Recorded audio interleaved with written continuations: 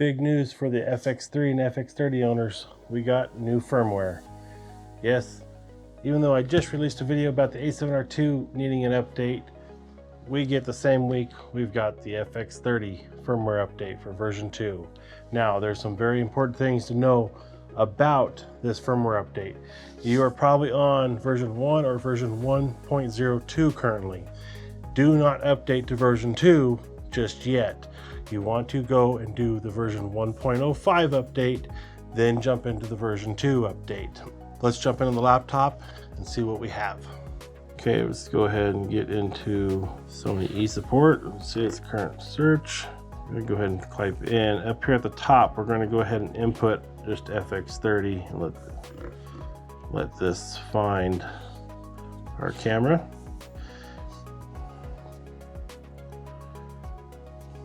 Okay, and then you have a products downloads here. If we go all the way down here, you can see we have a version 2 of the software, and that is out today, the 11th. And we want to read this note. For customers who have been using the Imaging Edge mobile app, updated cameras will no longer be able to connect to the Imaging Edge mobile app. After updating the camera, install the Creators app. Please make sure the Imaging Edge app is the latest version 7.7.2 or later in order to pair the camera with the Creators app.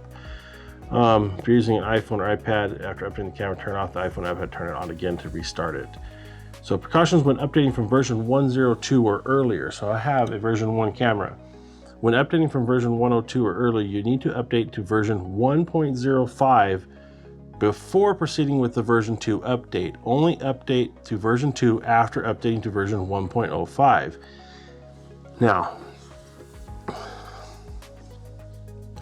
if you try to update to version 2 without updating to version 1.05, an error will occur and you will not be able to update. Follow the instructions below to check the system software version. Note, if the date and time setting screen appears when you turn on the camera, be sure to set the date and time to the correct values. On the camera, select menu, select options, setup, option, version. If it's already version 1.05 or later, please update to the latest system software version. Now, we have the download here. It says version 1.05 for version 1.02 or earlier, and the latest update for version 1.05 or later. All right, so my first recording didn't quite turn out the way I wanted. While I was doing this, we had an autofocus issue in the A7R2, and spot focus was right about here. So, live and learn. This can be confusing the way this is worded. Version 1.05 for version 1.02 or earlier. That's what I'm gonna want because my camera is a version 1 camera. The latest update for version 1.05 or later. What they're telling you there, that's the version 2 update that is gonna require the version 1.05 update. So this is what we're gonna click on after we do the 1.05 update. Let's click and look at the release notes on version 2 here. So we're gonna click in here. Now, again, big scary red warning on this window. Read this section before downloading the file. Basically, it's telling you the exact same thing.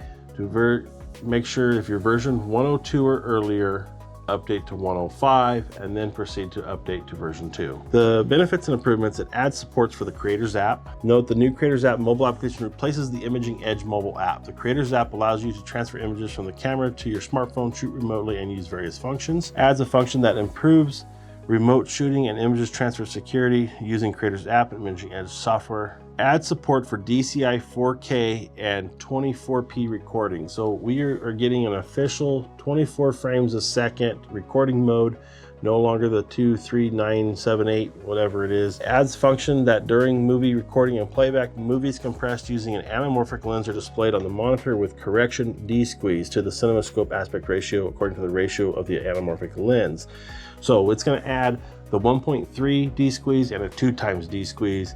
And this doesn't bake into the footage. This is strictly just showing you a display image of what it should look like if you're using one of those anamorphic lenses on the camera.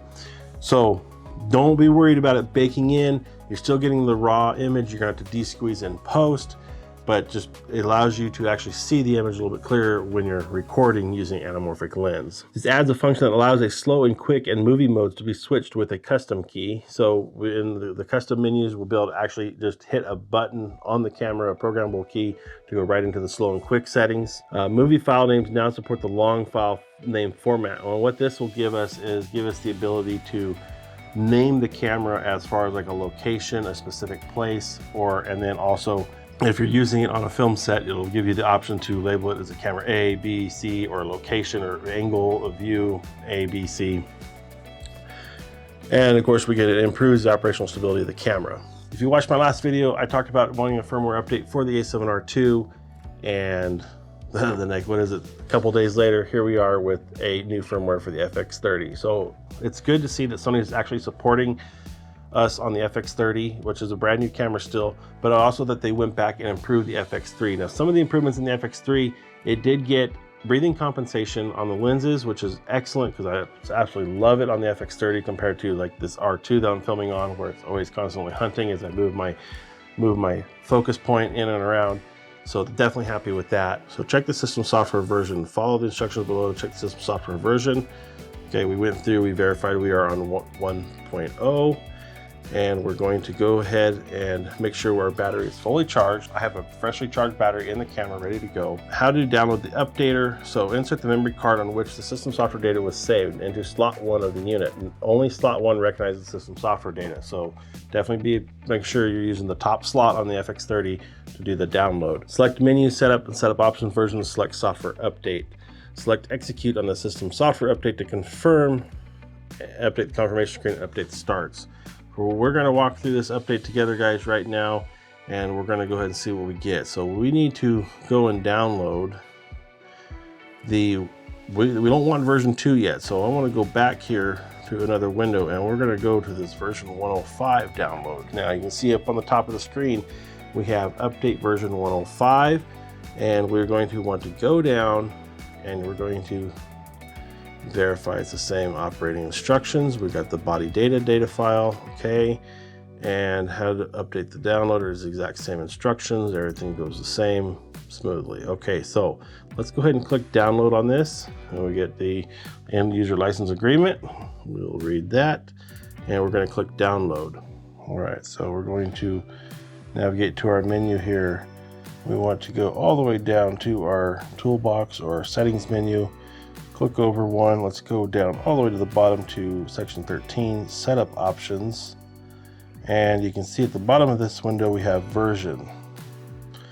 We're gonna click version. So you can see the body is the ILME FX30. We have version 1 installed. My 85G Master is a version 02, which is I think the current version. Okay, and you can see we have this soft key right here to hit for software update. So that's where we're going to go to do this update once I get it downloaded onto the SD card. So let's go ahead and do that real quick. We're going to go to our download. Now you can see I have the 2 here, and I'm going to take my original one that I already downloaded and copy this file. So we're going to copy this one and we're going to save it right onto the surface layer of this SD. You can see we have the root file of this SD card. We're going to go ahead and paste it. And it's 845.8 megabytes. We're going to let it copy over onto the SD card real quick. All right, now that that's on there, let's go ahead and eject the card. I'm going to go ahead and move these to the trash real quick, just so we don't have any confusion when we go to version 2. All right, so now we're done with that. Let's go ahead and get the card ejected. Let's go ahead and drop this back into the camera. Remember, we're going to do this in slot 1 right now. Let's go ahead and click that on. Turn the camera back on. Go ahead and get this going for you guys. All right, so as we're back in the menu of the camera here. Okay, we're back in the menu of the camera. We're already on version. We're going to go ahead and click on version. And you can see it now lets us go up to software update. So let's go ahead and click software update. This says update 1.00 to 105. Please follow these precautions until the very end. And we're going to go ahead and select execute. Now we're going to go ahead and select, let's read our precautions. Do not turn off the power or remove the media during update. The screen will not be displayed, and the access lamp will blink during the update. The access lamp will blink faster as the update progresses. The update may take several minutes. The device automatically reboots when complete. Now it wants us to cancel out or execute. Let's go ahead and execute this update. And we got the screen went off. And we should see our little update light here. It's solid right now, and now it's gone off and flashing.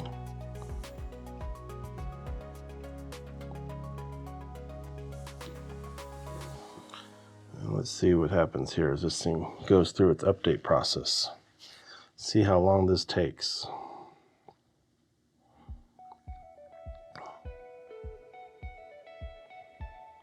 It said it'd go faster as it progressed.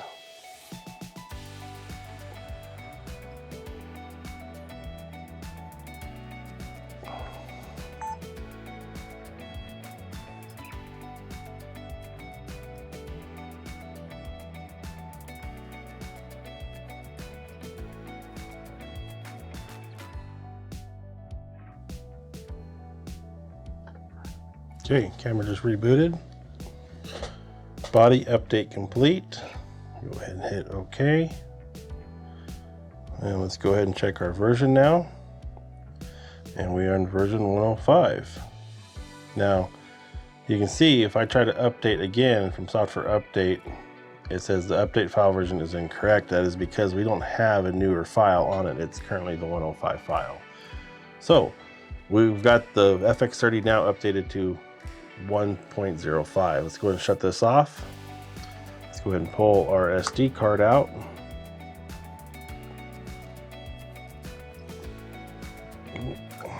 Okay, plug it right into the Mac here. We're going to go into my card. Let's go ahead and delete this data off of it. So let's move it to the trash. All right, leave that open for a minute. Let's go back to Sony eSupport, back to our FX30.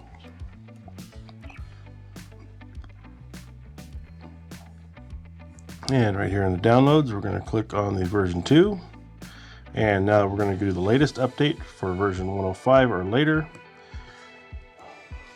And we're going to see, it's going to say it's going to be called bodydata.dat or DAT. We're version 2. The file size is 863 bytes. Release date was 4/12/23. We are still 9 minutes away from that. And let's see, that should be it. So let's go ahead and download this. Now again, we want to read the warning or the user license agreement. We're going to download that, and we're going to go ahead and let this finish downloading. Okay, that's done. Let's go ahead and close out our Chrome. Let's go ahead and go to our downloads. There it is. So you can see this is a very important step. Is the file names are identical. That's why I deleted the old ones right away as soon as I had them, because I do not want to get this confused. And the camera, of course, won't notice anything different. Now we're putting this straight on the top layer of the SD card. The private file for the camera's formatting is still there, but we're putting it right onto the surface layer of this SD card. We don't want to put it in. Don't put it in any folders. All right, we're going to close that out. We got it copied. We're going to go ahead and eject our card. Okay, now we're going back into the camera. Go ahead and get this on and recording this time so you can see what I was talking about. We're recording. Okay, turn the camera on. Okay, we're going to go to our menu, and we're going to, just so I have it, which I think I already did, we're going to go down to our version and setup options, and we're going to go all the way over down to version. And you can see we are currently at 105 and we're at version 02. And as you can see, last time it was grayed out. Now it is lit up. The camera sees that new data there. So let's go ahead and hit software update. Here's the rules. These are exactly the same rules that I saw earlier. So instead of saying 1.00 to 105, now it says 105 to 2.0. And we're going to please follow these precautions until the very end. Do not turn off the power or remove the media during the update. Now, this is not letting me go down to execute until you go through these warnings, just so you know. Do not turn off the power or remove media during update. The screen will not be displayed. And the access lamp will blink during the update. The access lamp will blink. The access lamp will blink faster as the update progresses, as we saw before with the 105 update. The update may take several minutes. The device automatically reboots when complete. And we go automatically to cancel. We're going to go to execute, and let's just do it.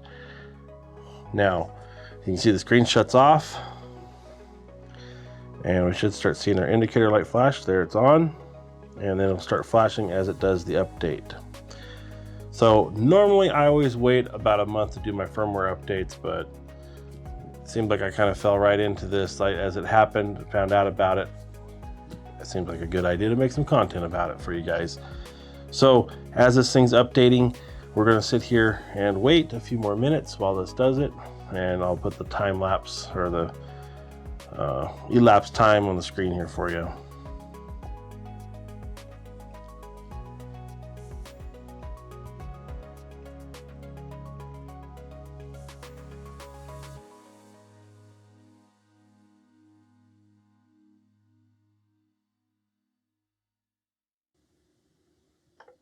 There we go. Body update complete. Okay. Oh, we got a new thing for the Creators app. A new app is required to transfer images to your smartphone or shoot remotely. Okay, I'm not going to do that right now. It'll be for another topic. And we're back in the camera here. So let's go check out our version. So you can see we go to setup options, back to our version. And we are on version 2. As you can see, it's grayed out again. Update file version is incorrect. So it's hard to tell on this camera, but it definitely is a grayed out gray text rather than the white text. I think you can see how the brightness difference in the camera possibly, but even if you click on it, it says the update version is incorrect. So, okay, we're version 2 now, and this thing is all set. So some of the improvements, let's go see what we have up here in our file format. Let's go to movie settings. You can see they are now listed as the 23.98, 109.88 in the frame settings there instead of 24p. And let's go ahead, look at this. We have a new option now, XAVCSI DCI 4K. Change the setting reboots after changes is made. Only movies recorded in recording mode frame rate of 24p can be played back if changed. Okay, let's go ahead and reboot, see what this looks like.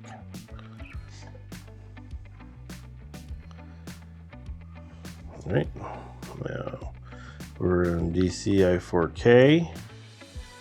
We're gonna go back. Let's go to our movie settings, and we have all our regular updates. So one of the big improvements I see, instead of saying 60p, 30p, 24p, it's now showing the actual frame rate of 5994, 2997, 2398, and then a true 24p filming rate on that. So, and we have just our regular 240 megabyte 10-bit. This should be the same for this one. Oh, it says change the setting reboots back to the change. Okay, so let's go ahead and change it back since that's the only option we've got added there on DCI.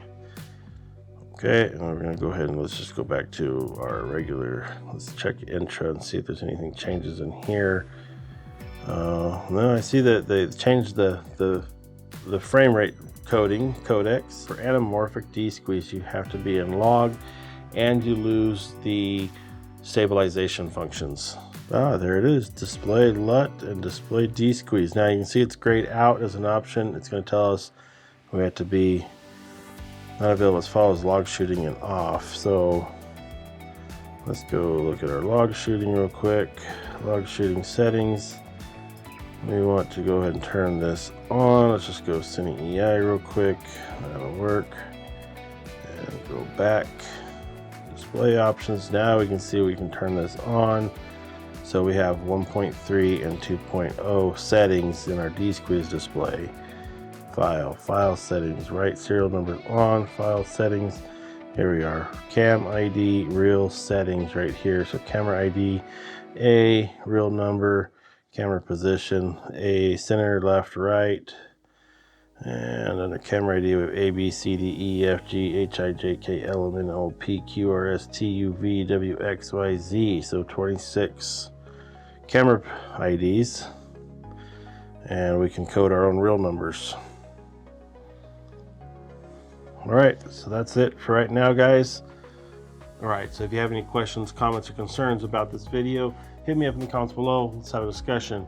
On top of that, join me Thursday night, 9 p.m. Central. We'll be doing live broadcast out of the studio here and just open the discussion up to whatever it turns into. If you guys like this video, hit the like button. It's much appreciated. Subscribe if you haven't already, and I'll see you at 9 o'clock on Thursday night. If not, I'll see you in the next video. Thanks for watching. All right, as you guys can see, I screwed this video up. I'm in a rush trying to do this tonight, get this out there to you guys. You can see I screwed up the autofocus. It's set right about here on these images, and I'm just gonna have to re-record some of this stuff right here in the studio. So if it's a little off, I apologize for that, but we're gonna get back into the edit.